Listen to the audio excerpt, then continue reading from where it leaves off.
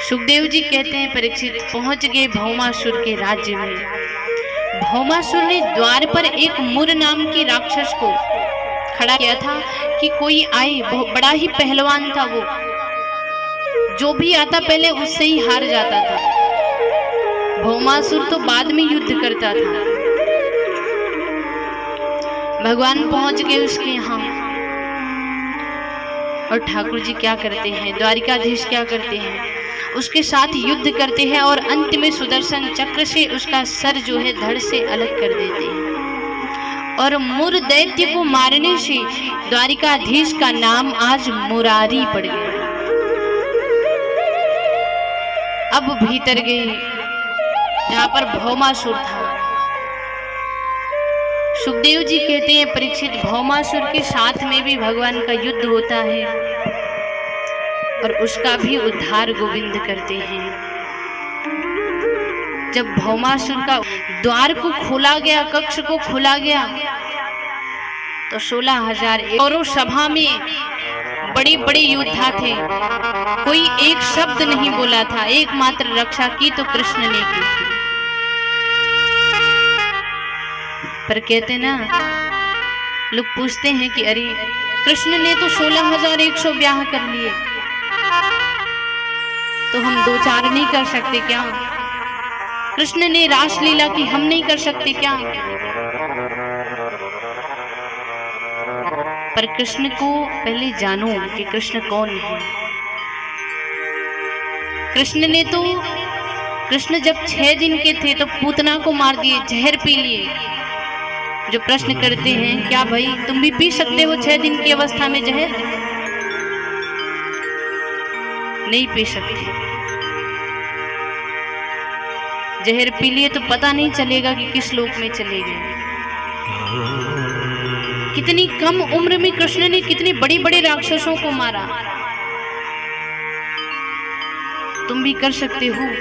जीवन में थोड़ा सा दुख आता है तो कितना कितना महाराज मजरापान करने लगे, क्यों? दुख को भुलाने के लिए। छोटा सा कष्ट आता है तो तुरंत मार्ग भटक जाते हैं और प्रश्न करते हैं लोग कि अरे कृष्ण ने ऐसा किया तो हम नहीं कर सकते। पहले कृष्ण के बारे में जानो कि कृष्ण क्या है। जो 16,100 कन्याएं थी, भगवान ने उनसे कहा कि तुम अपने अपने घर जाओ। पर क्या हुआ? उनके माता पिता ने लोक मर्यादा का नाम दे करके कहा कि अरे नहीं, हम इन सबको नहीं ले जा सकते। क्यों? अगर हम इनको ले गए तो इनकी वजह से हमारे अन्य बच्चों का ब्याह नहीं होगा। भगवान ने उनके माता पिता से कहा कि ले जाओ, इनका ब्याह कर देना, शादी कर देना।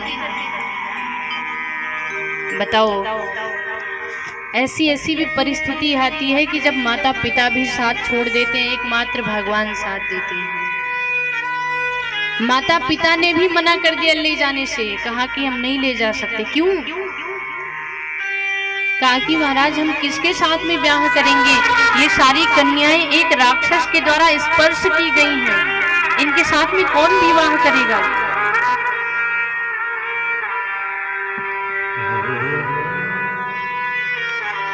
16,100 कन्याएं ये परित्यक्ता थी, उपेक्षिता थी समाज से।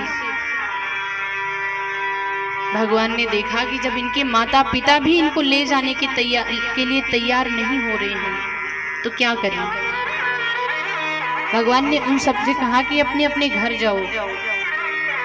उन सब ने कहा कि द्वारिकाधीश हम कहाँ जाएं, हमारे माता पिता हमें ले जाने के लिए तैयार नहीं है, हमारे साथ कौन ब्याह करेगा?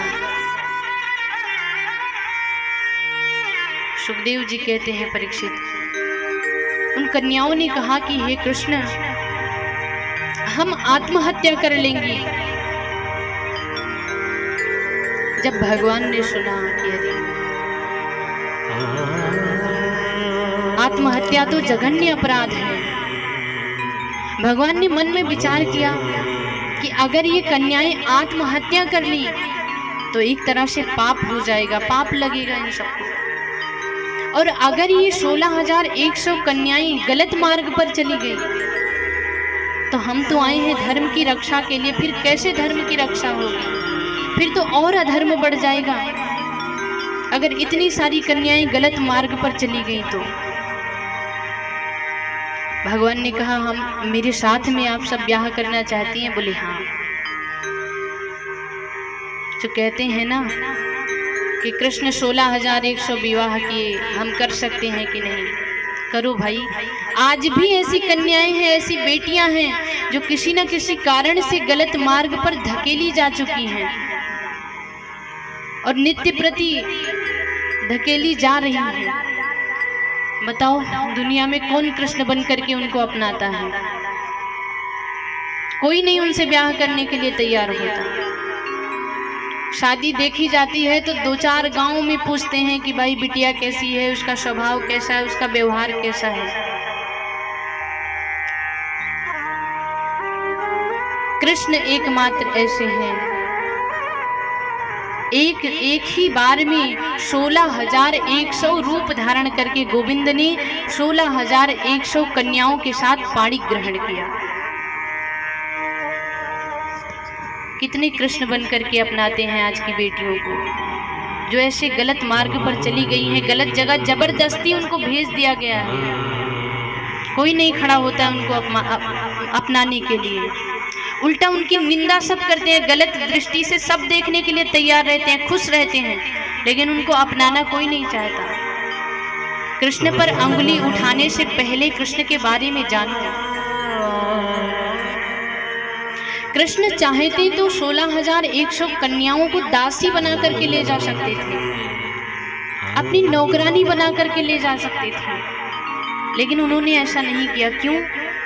भगवान ने सोचा अगर मैं इनको दासी बना करके ले जाऊंगा तो हमारे घर वाले कहीं इनका शोषण ना करें, इसलिए दासी नहीं धर्म पत्नी बना करके ले गए, जिससे कि इनके ऊपर कोई आंख उठा करके ना देख सके। ये है कृष्ण। सुखदेव जी कहते हैं परीक्षित, सारी कन्याएं कहती हैं गोविंद अब तो सिर्फ आप ही मेरे मन में विराजमान हो, अब आपने अपना लिया, अब हमें चिंता नहीं है दुनिया कुछ भी कहे। और सबके साथ में पाणी ग्रहण करके द्वारिकाधीश 16,100 कन्याओं को द्वारिका में ले